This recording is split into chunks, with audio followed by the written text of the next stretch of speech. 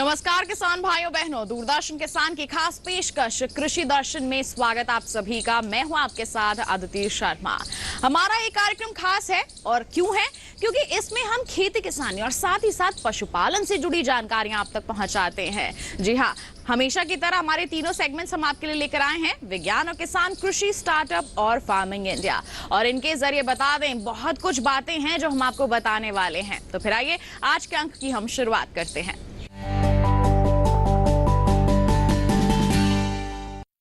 हमारे देश में प्राकृतिक खेती को बढ़ावा दिया जा रहा है और हमारे देश की सरकार भी कई अहम कदम उठा रही है जिससे हमारे किसानों का रुझान इस ओर बढ़ सके। बता दें आपको, इसी संदर्भ में कृषि मंत्रालय के डीडी किसान स्टूडियो से सीधा जानकारी दे रहे हैं कृषि मंत्रालय के संयुक्त सचिव प्रिय रंजन। उन्होंने क्या कुछ कहा इस संदर्भ में दिखाते हैं आपको। 2019 के अंदर एक प्राकृतिक खेती का कार्यक्रम शुरू किया गया। ये पिछले कुछ सालों में ये पाया गया कि जो मिट्टी की जो क्षमता है, मिट्टी की जो सेहत है, वो दिन प्रतिदिन खराब हो रही है। मिट्टी में जो ऑर्गेनिक कार्बन है, मिट्टी में जो बायोडाइवर्सिटी है, जो माइक्रोबियल डाइवर्सिटी है, जो कि मिट्टी की उपजता बढ़ाती है, वो धीरे धीरे जो उर्वरक हैं, केमिकल्स हैं, उनके इस्तेमाल से कम होती जा रही थी। और सॉइल, मिट्टी की उर्वरकता बढ़ाने के लिए उसका ऑर्गेनिक कार्बन, उसमें जो बढ़िया कीट हैं और माइक्रोब्स हैं, उनकी क्षमता बढ़ाने के लिए सॉइल हेल्थ पर विशेष बल दिया जा रहा है। तो सॉइल हेल्थ पे बल देने की दिशा में काम करने के लिए प्राकृतिक खेती का बड़ा महत्व है। तो मैं आपको बताना चाहूँगा कि माननीय प्रधानमंत्री महोदय ने भी गत सालों में बहुत बल दिया है प्राकृतिक खेती पे। उन्होंने किसानों से आह्वान किया है कि अपने खेत में, छोटे से क्षेत्र में ये एक्सपेरिमेंट करें और छोटे से एरिया में केमिकल्स नहीं डाल करके जो हमारी ट्रेडिशनल पद्धति है, जो पौराणिक पद्धतियां हैं कृषि की, उसका जो साइंटिफिक रिसर्च के बाद उसका और वैलिडेशन हुआ है, उसका इस्तेमाल करें और बढ़िया से बढ़िया उपज लें। अपने साथ ही उन्होंने ये भी कहा कि ऐसा करने से जो किसान भाई हैं, अपने खेत में जो किसानी की जो इनपुट कॉस्ट है, उसको कम कर सकते हैं और साथ ही उनकी आय है उसमें बढ़ोतरी होती है। तो नेचुरल फार्मिंग, जो प्राकृतिक खेती कहलाती है, उससे दो तरह के लाभ हैं। एक तरफ तो जो मिट्टी की गिरती हुई सेहत है, उसको हम बरकरार रखने की बात कर रहे हैं, उसकी बायोडाइवर्सिटी, उसकी ऑर्गेनिक कार्बन को रिस्टोर करने की बात कर रहे हैं। और साथ में किसानों को जो ट्रेडिशनल सिस्टम है एग्रीकल्चर के, उनको रिवाइव करके एडॉप्ट करने की बात हो रही है, जिससे कि जो हमारे खाद्य के सिस्टम है, फूड सिस्टम्स हैं, उसके अंदर केमिकल्स का प्रचलन कम हो सके और उससे रिलेटेड जो समस्याएं हैं उनसे हम बच सकें। तो मैं आपसे अनुरोध करूंगा कि नेचुरल फार्मिंग की जो परियोजना संचालित हो रही है मंत्रालय से, उसमें बढ़ चढ़ कर भाग लें। और उसमें अगर किसी तरह का कोई संशय है, किसी तरह की आपको टेक्नोलॉजी के बारे में जानकारी लेनी है, किसी तरह की आपको मदद चाहिए, तो आप हमारे दो इंस्टीट्यूट्स हैं, एक national centre for organic and natural farming है जो गाज़ियाबाद में स्थापित है, वो, और एक मैनेज नाम की संस्था है जो हैदराबाद में स्थापित है। इनके पास पूरी जानकारी है इन परियोजनाओं के बारे में। जानकारी मंत्रालय में भी है, ये जानकारी चाहिए तो आपको हम उपलब्ध करा पाएंगे। अगर आप इच्छुक हैं नेचुरल फार्मिंग, प्राकृतिक खेती करने के लिए, तो आपको हम राज्य सरकार में जो सही व्यक्ति है जो इनका संचालन कर रहा है राज्य में, उनसे भी आपको हम जोड़ के इस परियोजनाओं में भाग लेने में आपकी हम मदद करेंगे और कोशिश करेंगे सारे किसान भाई आगे बढ़ें और केमिकल फ्री एग्रीकल्चर की ओर अग्रसर हों।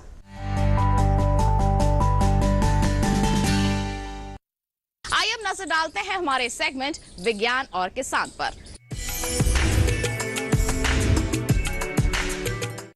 किसान भाइयों बहनों, टमाटर एक ऐसी फसल है जिसकी बिकवाली हमें जल्द से जल्द कर देनी होती है, अन्यथा वो खराब हो जाती है। ऐसे में एक विकल्प है आपके पास, आप इसका प्रसंस्करण कर सकते हैं। जी हाँ, इसका प्रसंस्करण करके कई तरह के उत्पाद तैयार कर सकते हैं और फिर इसकी बिकवाली आप करेंगे तो निश्चित तौर पर अच्छी आमदनी अर्जित कर पाएंगे। तो किस तरह से आप कर सकते हैं टमाटर का प्रसंस्करण, दिखाते हैं आपको। Audio jump.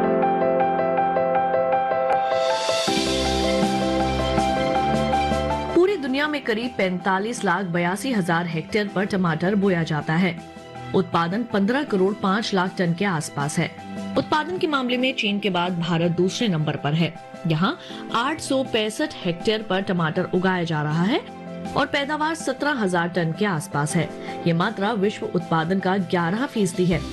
टमाटर की उपज के मामले में आंध्र प्रदेश पहले, कर्नाटक दूसरे और ओडिशा तीसरे नंबर पर है। अमेरिका 1 हेक्टेयर में 81 टन, इटली 50.7 टन, मिस्र 39.5 टन और चीन 48 टन का उत्पादन कर लेता है, लेकिन भारत में ये आंकड़ा सिर्फ 19.5 टन है। यहाँ तक कि विश्व उत्पादन का औसत भी करीब 32 टन है। इसका मतलब हुआ कि उत्पादकता के मामले में भारत बहुत पीछे है। इसके बावजूद कई बार ज्यादा पैदावार की वजह से टमाटर के भाव गिर जाते हैं और किसानों के तुड़ाई की लागत भी नहीं मिल पाती। इस वजह से कटाई उपरांत प्रौद्योगिकी यानी टमाटर का प्रसंस्करण बहुत जरूरी है। प्रसंस्करण में लाल रंग के टमाटरों को पीसकर कई तरह के उत्पाद बनाए जाते हैं।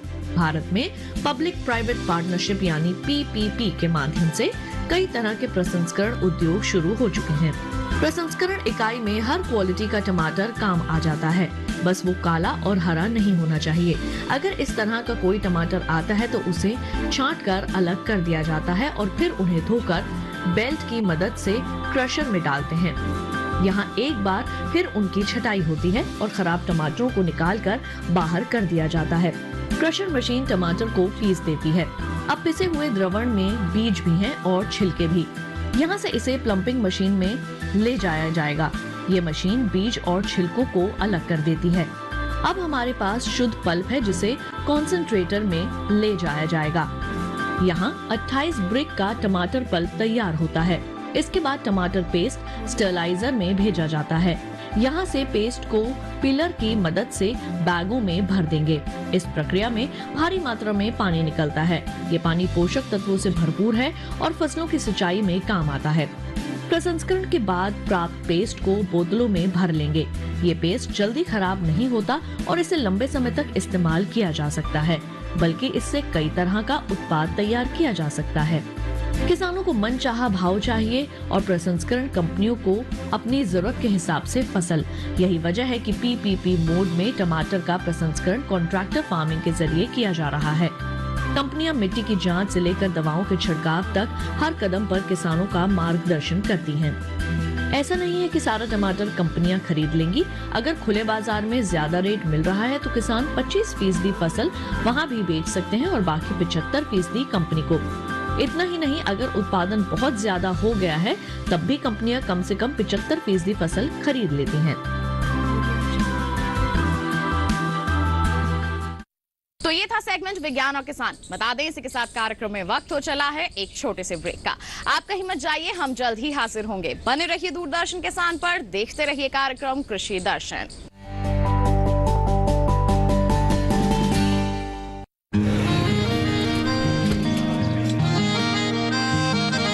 क्या बात है भाई, आजकल तो काफी खुश नजर आ रहे हो। क्यों ना हो, अब मैं ऑर्गेनिक खेती जो कर रहा हूँ ये पूरा प्राकृतिक है, ऑर्गेनिक है। इसमें हमारे खेत, हमारी फसल और हमारी जेब सब फायदे में होते हैं और इसमें लागत भी कम है। जी हाँ, आप भी ऑर्गेनिक खाद का प्रयोग करें, अपनी फसल और मिट्टी को तंदुरुस्त बनाएं और आपकी आमदनी में इजाफा करें। अधिक जानकारी के लिए किसान call centre toll free number 1800-180-1551 पर कॉल करें और लॉग ऑन करें kisan.gov.in और farmer.gov.in। कृषि और किसान कल्याण मंत्रालय द्वारा किसान हित में जारी।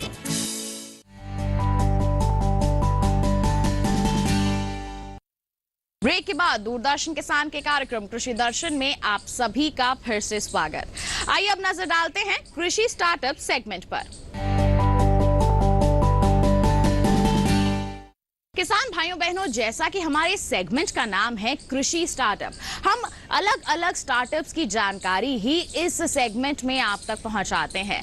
आज हम आपकी मुलाकात करवाने वाले हैं अरविंद कुमार सिंह से। जी हां, ये जुड़े हुए हैं मछली पालन से। उन्होंने इसके लिए एक स्टार्टअप की शुरुआत भी की है और सफलता भी हासिल की है। तो आइए मुलाकात करते हैं इनसे, जानते हैं इनके कार्यों और इनकी उपलब्धियों के बारे में। गर्दन तक पानी में डूबा ये शख्स कभी भारतीय वायुसेना का हिस्सा हुआ करता था। 2003 में इन्होंने नौकरी को अलविदा कहा और अपना कारोबार शुरू किया। जिस काम में भी हाथ डाला, कामयाबी ने कदम चूमे। फिर एक दिन ये रांची विश्वविद्यालय में मछली विभाग के संपर्क में आए। यहीं पर इनके जहन में मछली पालने का ख्याल आया। इसके बाद इन्होंने आगरा में जमीन लीज पर ली और काम शुरू कर दिया। ये बात 2016 की है। बाद में इन्हें मछली पालन से जुड़ी कई सरकारी योजनाओं के बारे में भी पता चला। इन्हीं योजनाओं का लाभ उठाकर इन्होंने सरकार से अनुदान हासिल किया। इनकी मेहनत जल्द ही रंग ले आई और अगले ही साल यानी 2017 में इन्हें आगरा मंडल में मछली उत्पादन का पुरस्कार मिल गया। मछली पालन में पहले भारतीय वायुसेना की नौकरी 2003 में छोड़ने के बाद कई अन्य व्यवसाय किया। करने के बाद सब में अच्छा हुआ। उसके बाद जब हम झारखंड में रांची में किसी का यूनिवर्सिटी में कार्यरत थे, वहाँ पे हम मत्स्य विभाग के, भारत सरकार और झारखंड सरकार के मत्स्य विभाग के टच में आए और वहाँ जो मछली पालन हमने देखा, तो वहाँ देखने के बाद जब हम अपने आप को फिर वापस आगरा में सेटल किए, तो हमने आगरा में ज़मीन को लीज़ पे लेके मछली पालन 2016 में स्टार्ट किया। मछली पालन एक ऐसा व्यवसाय है जो अब भारत सरकार के जो किसानों की आय दोगुनी करने का जो प्लान है, उसमें ये बहुत बड़ा सहायक सिद्ध साबित हो रहा है। मछली पालन के साथ साथ मैं किसानों से यह भी सुझाव दूंगा कि इसके साथ वो अपने डेयरी और पोल्ट्री को भी बढ़ावा दें, जिससे कि उनका ये आय में वृद्धि हो। 2016 में जब मैं आगरा आया, आगरा मत्स्य विभाग से हमें भारतीय सरकार और उत्तर प्रदेश सरकार की योजनाओं के संबंध में पता लगा। हमें काफ़ी सहयोग मिला। उनके सहयोग के वजह से हमें कुछ गवर्नमेंट के द्वारा अनुदान भी दी गई। उसके बाद जब 2017 में जो हमने प्रोडक्शन करके दिया, उस प्रोडक्शन के आधार पे 2017 में हमें फर्स्ट प्राइज आगरा मंडल के लिए दिया गया था, सबसे ज़्यादा प्रोडक्शन के लिए मछली में। उसके बाद से 2020 में जब मैं कृषि विज्ञान केंद्र बिचपुरी के संपर्क में आया, तो वहाँ हमें और अपने कामों में सहयोग बहुत ज़्यादा मिला। उनके वहाँ जाने से हमें पशुपालन से संबंधित जानकारी भी काफ़ी मिली और उन्होंने यह बताया कि यदि आप पशुपालन भी साथ में करते हैं तो मछलियों के जो फीड की समस्या है, जो हम मार्केट पे डिपेंड रहते हैं, उससे हमें हटके जो पशुपालन में गाय के गोबर होंगे, उस गोबर को भी हम डायरेक्ट मछली के फीड के रूप में प्लैंकटन क्रिएट करने के लिए उपयोग में ला सकते हैं। और उसके साथ साथ यदि उस गोबर का हम अगर वर्मी कंपोस्ट जैविक खाद बनाते हैं, तो जैविक खाद को हम खेतों में यूज़ करते हैं और उसमें जो केचुआ का प्रोडक्शन होता है, उस केचुआ को हम तालाब में भी डाल सकते हैं। इस तरह से 2020 के बाद कृषि विज्ञान केंद्र बिचपुरी के सहयोग से और उनकी मदद से या उनके गाइडलाइन के तहत हमारी ये जो मछली पालन का व्यवसाय है बढ़ता जा रहा है। आनंद कुमार गिर और साहिवाल किस्म की देसी गायें पाल रहे हैं और गोबर को मछलियों के आहार के रूप में इस्तेमाल कर रहे हैं। अब इनका इरादा गोबर से कंपोस्ट बनाने का है। कंपोस्ट से दो फायदे होंगे। पहला तो ये कि खेतों के लिए प्राकृतिक खाद मिल जाएगी और दूसरे मछलियों के लिए पर्याप्त मात्रा में केंचुए। मछलियों को बढ़वार के लिए प्रोटीन की जरूरत होती है और केंचुए में काफी मात्रा में प्रोटीन पाया जाता है। वास्तविकता में क्या है कि जो किसान मछली पालन कर रहे हैं, तो पिछले दिनों हमने देखा कि मछली पालन में कम से कम 35 से 40% खर्चा जो था वो फीड पे आता था। फीड पे आता था, उसके बाद में फिर लेबर कॉस्ट हो गई, लेबर कॉस्ट निकालने के बाद में पानी का खर्चा हो गया। इस तरह से अगर टोटल कॉस्ट ऑफ कल्टीवेशन निकालें तो मछली पालन में खर्चा जो है 80-90% तक हो जाता है जाके। तो जहाँ एक फीड वाली बात थी 35-40% खर्चा आता था, तो एक सामान्य तौर पे जैसे नेचुरल फार्मिंग की जैसे बात करें तो गाय के गोबर से बाकी मुर्गी पालन करके उसकी बीट का इसमें उपयोग करके किस तरह से मछली का वेट बढ़ाना है और मछली का उत्पादन जो अधिक लेना है, उन पर हम लोगों ने बहुत अच्छे प्रयास किए हैं और जो हमारे आगरा जनपद के किसान हैं आज बहुत अच्छा उत्पादन भी ले रहे हैं। आगरा में खारा पानी बहुत बड़ी समस्या है, लेकिन यही खारा पानी मछलियों के लिए वरदान है। अरविंद कुमार इस वरदान का भरपूर फायदा उठा रहे हैं। तो ये था सेगमेंट कृषि स्टार्टअप। बता दें इसके साथ कार्यक्रम में वक्त हो चला है एक और छोटे से ब्रेक का। आप कहीं मत जाइए, जल्द ही हाजिर होंगे। बने रहिए दूरदर्शन किसान पर, देखते रहिए कार्यक्रम कृषि दर्शन।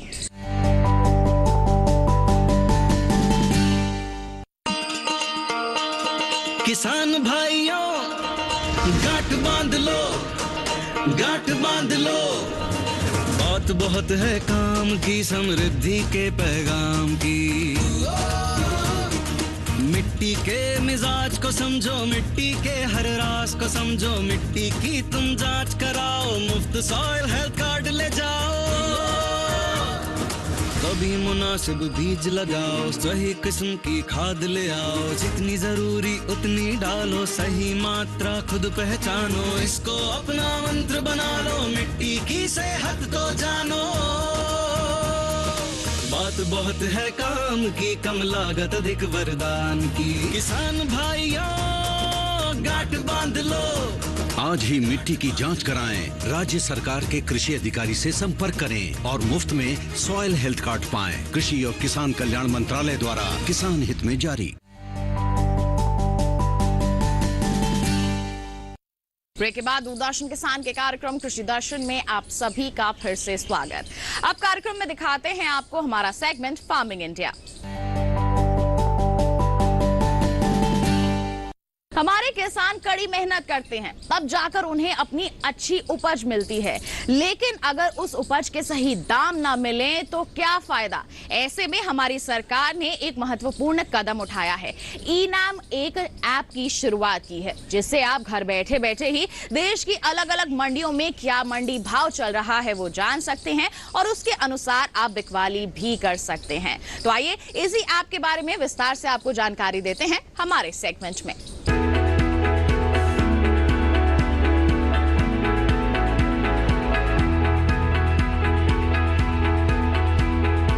ई-नाम के जरिए आप घर बैठे न केवल एपीएमसी से जुड़ी किसी भी मंडी में चल रहा भाव मालूम कर सकते हैं, बल्कि अपनी फसल का सौदा कर सकते हैं और घर बैठे समय पर बिकी हुई फसल का भुगतान भी पा सकते हैं। ई-नाम दरअसल कोई समानांतर मार्केटिंग संरचना नहीं है, बल्कि ये मंडियों का ही राष्ट्रीय नेटवर्क बनाने का एक साधन है, जिसे ऑनलाइन एक्सेस किया जा सकता है। पुरानी मंडी व्यवस्था में किसान सिर्फ मंडी में ही फसल बेच सकता था, लेकिन ई-नाम के माध्यम से वो मंडी के बाहर भी फसल बेचने के लिए आजाद है। ई-नाम मुख्य रूप से एक राष्ट्र एक बाजार की अवधारणा पर आधारित है। इसे कृषि और किसान कल्याण मंत्रालय के जरिए एक निवेश के साथ बनाया गया है और इसके लिए विकसित सॉफ्टवेयर सभी मंडियों के लिए उपलब्ध है। ऐसी मंडियां जो राज्य मंडी अधिनियम के नियमों के अनुरूप राष्ट्रीय नेटवर्क में शामिल होने के लिए सहमत हों। अगर किसी किसान को स्थानीय मंडी में बेहतर भाव नहीं मिल रहे हैं, तो वो दूसरी मंडी का रुख कर सकता है। यहाँ तक कि वो अपने राज्य के बाहर भी फसल बेच सकता है। शुरुआत में सिर्फ 21 मंडियों को ही इसमें शामिल किया गया था और सिर्फ चुनिंदा फसलों की ही बिक्री होती थी, लेकिन आज 18 राज्यों और 3 केंद्र शासित प्रदेशों की 1000 मंडियां इसमें शामिल हो चुकी हैं, जहां 175 फसलों को खरीदा और बेचा जा सकता है। 31 जनवरी तक के आंकड़े बताते हैं कि ई-नाम पर 1,72,70,000 किसान, 2,13,844 व्यापारी, 1,02,068 कमीशन एजेंट और 2,050 एफपीओ जुड़े हैं। किसानों के लिए ई-नाम पर मुख्य रूप से 4 फायदे हैं। पहला, इस पोर्टल पर कारोबार में पारदर्शिता दिखाई देती है और किसानों को बेहतर भाव की संभावना बढ़ती है। पारदर्शिता का मतलब ये हुआ कि किसानों के साथ धोखाधड़ी की संभावना कम हो जाती है। दूसरा फायदा ये है कि अन्नदाता की पहुंच ज्यादा मंडियों और व्यापारियों तक सीधे हो गई है। तीसरे, मंडियों में आवक और भाव की तुरंत जानकारी मिल जाती है। और चौथा, भुगतान बहुत जल्दी हो जाता है और पैसा सीधे किसान के खाते में जाता है। तो अगर आप भी सुविधा का फायदा उठाना चाहते हैं तो ई-नाम पर रजिस्ट्रेशन कराना होगा। रजिस्ट्रेशन की कोई फीस नहीं है।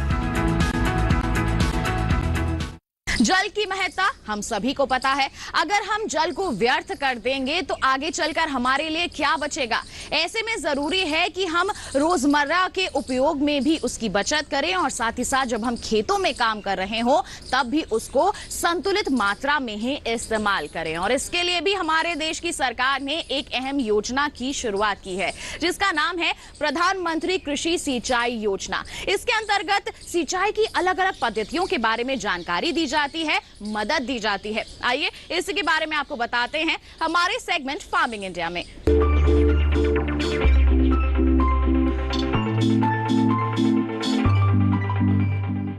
देश में करीब 14 करोड़ हेक्टेयर जमीन पर खेती होती है। 2015 में जब प्रधानमंत्री कृषि सिंचाई योजना शुरू हुई तब 6.5 करोड़ हेक्टेयर जमीन पर ही सिंचाई की सुविधाएं उपलब्ध थी।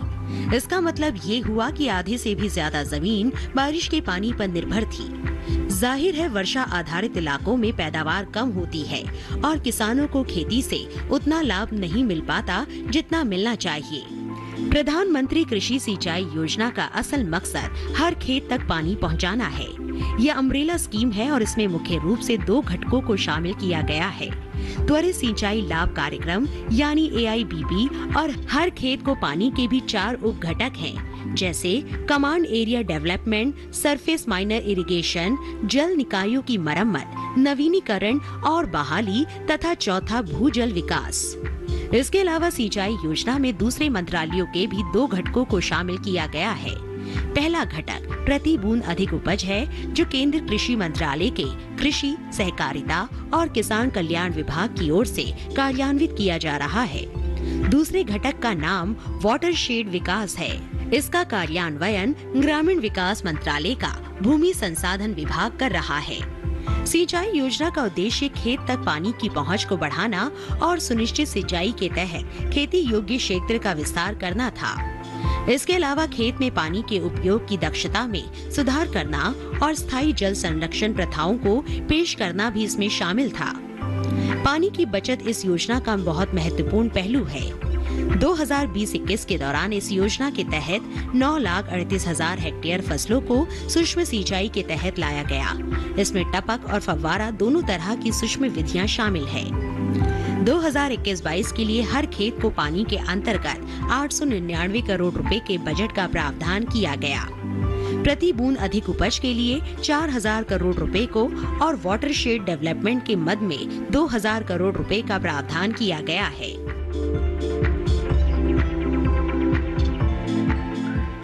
तो किसान भाइयों बहनों, ये था हमारा आज का कार्यक्रम कृषि दर्शन। उम्मीद करते हैं आज के कार्यक्रम में दी गई जानकारियां आप सभी के लिए लाभकारी साबित हुई होंगी। चलते चलते एक और बात आपको बता दें, टीवी स्क्रीन पर दिखाए जा रहे QR कोड को आप स्कैन कर लीजिए, सीधा पहुंच जाएंगे हमारे YouTube चैनल पर। दोबारा हमारा ये कार्यक्रम आप देख सकते हैं। साथ ही आपको बता दें, ईमेल कर सकते हैं आप हमें। ईमेल ID है krishidarshandddk@gmail.com। साथ ही आप हमें पत्र भी लिख सकते हैं। पता है हमारा कृषि दर्शन, कमरा नंबर 58, CPC दूरदर्शन, खेलगांव, नई दिल्ली 110049। तो इसी के साथ हमें दीजिए इजाजत। अगले अंक में फिर होंगे हाजिर। तब तक के लिए आप बने रहिए दूरदर्शन के साथ पर। नमस्कार।